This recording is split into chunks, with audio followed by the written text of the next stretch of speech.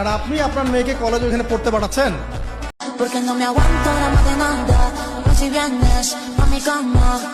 কলেজে পড়তে গিয়ে মেয়েরা কি করতেছে এখন দেখেন, কলেজে পড়তে গিয়ে মেয়েরা কি করতেছে দেখেন। আর আপনি আপনার মেয়েকে কলেজে ওখানে পড়তে পাঠাচ্ছেন, ওখানে হোস্টেলে রাখছেন, যেখানে একটা মেয়েকে নবী সাল্লাল্লাহু আলাইহি ওয়াসাল্লাম মাহরাম ছাড়া সফর করতে নিষেধ করছেন, সেখানে আপনি আপনার মেয়েকে কোন শিক্ষায় শিক্ষিত করার জন্য রাতের পর রাত সেখানে কাটাচ্ছেন?